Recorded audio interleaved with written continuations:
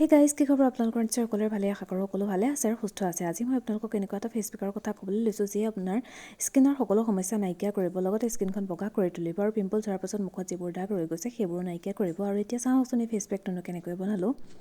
তাৰ বাবে প্ৰথমে মই 2 চামুচ দৈ লৈছোঁ আৰু তাৰপাছত মই ইয়াতে এটা বস্তু এড কৰিম আৰু সেইটো হৈছে হালধি গুড়ি। আৰু আধা চামুচ মই ইয়াতে হালধি গুড়ি এড কৰিম আৰু এতিয়া দুইখিনি মই ভালদৰে মিক্স কৰি ল'ম। লোৱাৰ পাছত গোটেই মুখখনতে মই ভালদৰে লগাই ল'ম। আপোনাৰ মুখত যদি ৰিংকলছ, পিম্পলছ আছে আৰু যদি ডাৰ্ক চাৰ্কুলৰ সমস্যা আছে তেতিয়াহ'লে এই ফেচ পেকটোৱে সকলোখিনি নাইকিয়া কৰিব। এতিয়া মই গোটেই মুখখনতে ভালদৰে ফেচ পেকটো লগাই ল'ম। লগতে স্কিনখন গ্ল'য়িঙো কৰিব। দৈত লেক্টিক এচিড পোৱা যায় যিয়ে স্কিনখন গ্ল'য়িং কৰে। দৈয়ে ডেড স্কিন ৰিমুভ কৰে আৰু লগতে স্কিনখন মইশ্চাৰাইজ কৰে। লগতে স্কিনখন হাইড্ৰেট কৰিও ৰাখে। আৰু হালধিত এণ্টিবেক্টেৰিয়েল আৰু এণ্টি ফাংগেল প্ৰপাৰ্টি বহু বেছি পৰিমাণে পোৱা যায় যিয়ে স্কিনৰ দাগ নাইকিয়া হোৱাত সহায় কৰে। এতিয়া গোটেই মুখখনতে মই ভালদৰে ফেচ পেকটো লগাই ল'ম। লোৱাৰ পাছত প্ৰায় 5 মিনিটৰ বাবে ৰাখিম আৰু তাৰপাছত মই ঠাণ্ডা পানীৰে ভালদৰে মুখখন ধুই পেলাম।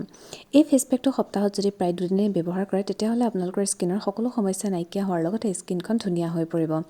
আৰু মোৰ ভিডিঅ'টো যদি চাই ভাল লাগিল তেতিয়াহ'লে এটা লাইক কৰিবলৈ নাপাহৰিব আৰু মোৰ চেনেলটো ছাবস্ক্ৰাইব কৰি দিব আৰু কাষতে থকা বেল আইকনটো প্ৰেছ কৰি দিব যাতে মই দিয়া সকলোখিনি ভিডিঅ'ৰ নটিফিকেশ্যন আপোনালোকে সোনকালে পায়। আৰু এতিয়া 5 মিনিটৰ পাছত মই ভালদৰে মুখখন ধুই আহিলোগৈ আৰু এতিয়া চাওকচোন কি এটা ধুনীয়া গ্ল' আহিছে। চ' আপোনালোকে এবাৰ ট্ৰাই কৰি চাব, খুব এটা ধুনীয়া সুফল পাব। চ' থেংক ইউ।